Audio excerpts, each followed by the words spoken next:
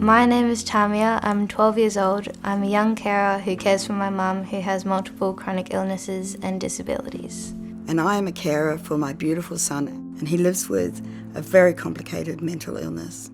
My name's Ethan and I care for my sister Evie. Hi. My name's Yoe and I care for my partner Ivy. My name is Donna. I care for my partner who has physical problems and my daughter who has paranoid schizophrenia. My sister has autism. Your brain kind of thinks differently to other people, which is a good thing because that means there are different people in this world instead of all of us being the same. There has been times when our daughter has been psychotic, been very traumatic.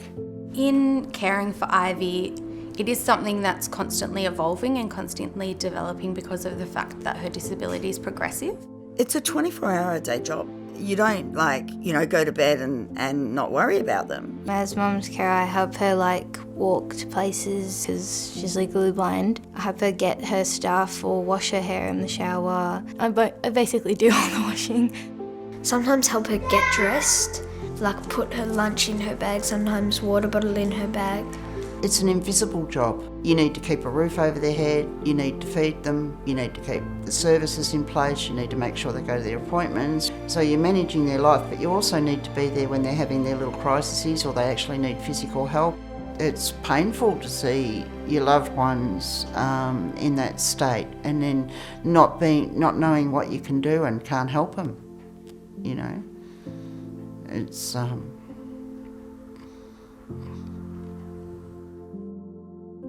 Most carers you never hear from.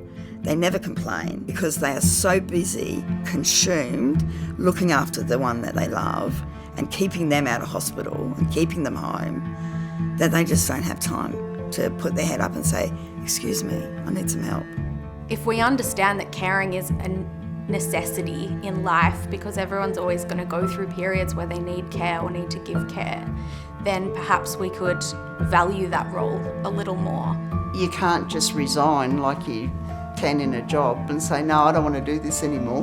We need to think about is mental health of carers because it's emotionally draining. You're watching someone that you love going through a difficult situation. You're carrying a lot of that and you want to be their social support, but you also have to do all of this administrative and house and physical support. There are some support services out there, but we have to go look for them. We have to go find them, we have to go fight for them, then we have to bid for them. I think there needs to be more support available to carers to actually navigate support systems that are available to them and to the people that they care for. There's not going to be anybody else who's going to care for Ashley more than me. And if it wasn't for me, he would be in full-time residential care and he would be looked after by the government and they would be paying loads more money than the miserly pension that I get. If I wasn't here, then the public health system would have to look after her completely. I would just find it really helpful if I could be more supported to step back a bit from work.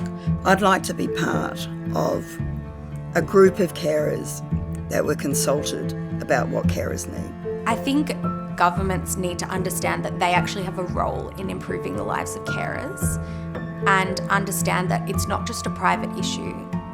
There's a community and a societal responsibility to take care of carers because otherwise no one will.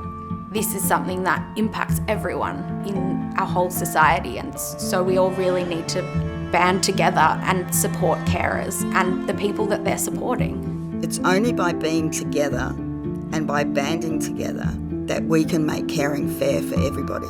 It's time we care for carers. So let's make care fair. Let's make care fair. Let's care for carers.